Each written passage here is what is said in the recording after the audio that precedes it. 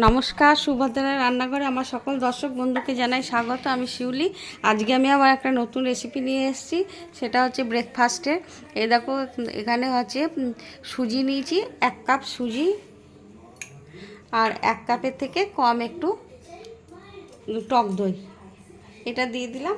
এটা দিয়ে এবার আমি মিক্স করব, আর স্বাদ মতো একটু লবণ দিয়ে দিচ্ছি, আর স্বাদ মতো একটুখানি চিনি দিয়ে দিলাম। দিয়ে এটাকে আমি ভালো করে আগে মিক্সড করে নেব। জল দিয়ে দিচ্ছি, 1 ফোঁটা জল দিয়ে দিলাম। দিয়ে এটাকে আমি এবার মিক্সড করে মিনিট 10-15 চাপা দিয়ে আমি রেখে দেবো। সুজি তো জল মানে চাপা দিয়ে রাখলে কিছুক্ষণ রেস্টে এটা ফুলে যাবে। আমি কড়াতে রিফাইন্ড অয়েল দিয়ে দিয়েছি। এবারে আমি ফোড়ন দেব, একটু জিরে দিলাম ফোড়নে,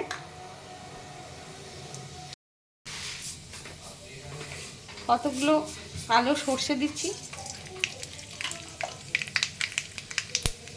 আর একটু কারি পাতা দিয়ে দিলাম।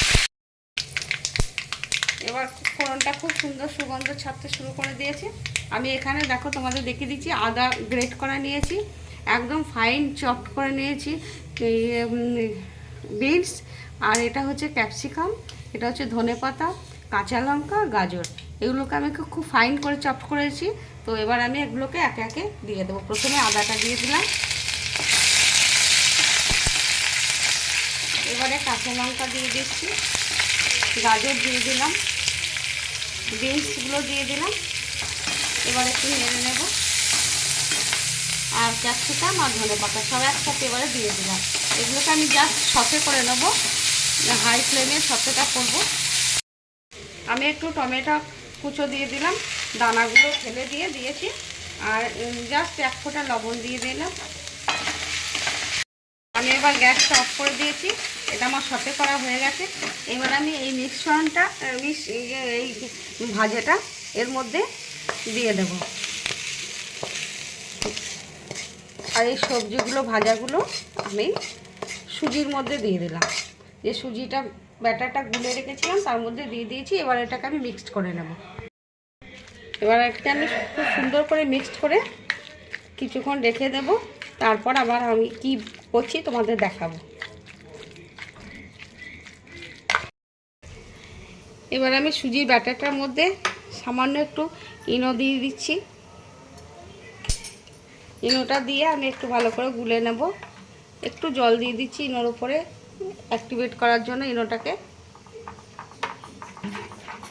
এবারে আমি এই থালার মধ্যে ঢেলে দেবো। থালাতে আমি একটু তেল ব্রাশ করে নিয়েছি ভালো করে।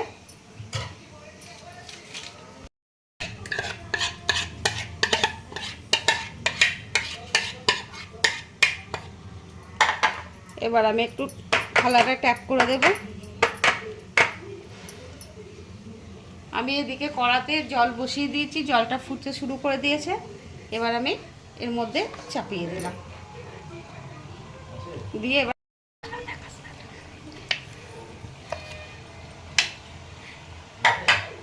এবার আমি চাপাটা দিয়ে দিচ্ছি। আমি এবার চাপাটা খুলে দেখছি, দারুণ সুন্দর সুগন্ধ বেরোচ্ছে। এই যে একটা স্টিক দিয়ে আমি একবার দেখছি, হয়ে গেছে, হাতে লাগছে না, দেখো একদম শুকনো। এবার আমি গ্যাসটা অফ করে দিয়ে কিছুক্ষণ একটু ঠান্ডা হবে, তারপরে আমি তোমাদের কেটে দেখাবো। আমি এবার চাপাটা খুলে দেখছি, দারুণ সুন্দর সুগন্ধ বেরোচ্ছে। এই যে একটা স্টিক দিয়ে আমি একবার দেখছি, হয়ে গেছে, হাতে লাগছে না, দেখো একদম শুকনো। এবার আমি গ্যাসটা অফ করে দিয়ে কিছুক্ষণ একটু ঠান্ডা হবে, তারপরে আমি তোমাদের কেটে দেখাবো। এবার আমি এটাকে, অনেকটা ঠান্ডা হয়ে গেছে, হাত দেওয়া যাচ্ছে। এবার আমি এটাকে পিস পিস করে কাটবো, কেটে তোমাদের আমি একটু দেখাচ্ছি। আমি এগুলোকে পিস পিস করে কেটে নিয়েছি, বেশ সুন্দরভাবে উঠছে এগুলো। আমি এগুলো তুলে নিয়ে, গরম খুব, আমি গ্যাসের মধ্যে একটা তড়কা প্যান বসিয়ে দিয়েছি, তার মধ্যে একটু তেল দিয়ে দিয়েছি, রিফাইন্ড অয়েল দিয়ে দিয়েছি, একটু জিরে দিয়ে দিলাম ফোড়নে, কতগুলো সর্ষে দিয়ে দিলাম, কারি পাতা দিয়ে দিলাম,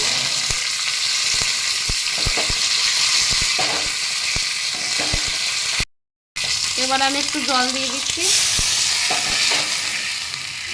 1 চামচ আমি চিনি দিয়ে দিলাম। চিনিটা গলে গেলেই আমি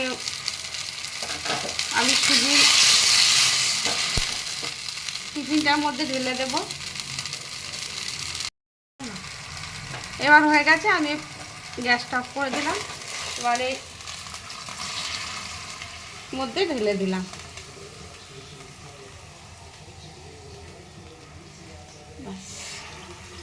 রেডি।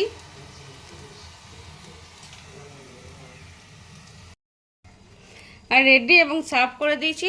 তোমরা এইভাবে একবার এই সুজির এই টিফিনটা বানিয়ে খাবে, খেয়ে আমাকে কমেন্ট করে জানাবে তোমাদের কেমন লাগলো। এটা অসম্ভব সুন্দর হয় খেতে এবং অসম্ভব সুন্দর একটা সুগন্ধ বেরোচ্ছে। আর তোমরা খেয়ে আমাকে কমেন্ট করে জানাবে তোমাদের কেমন লাগলো। তোমরা সবাই ভালো থাকবে, সুস্থ থাকবে। তোমাদেরকে সকলকে অসংখ্য ধন্যবাদ এবং অনেক অনেক ভালোবাসা।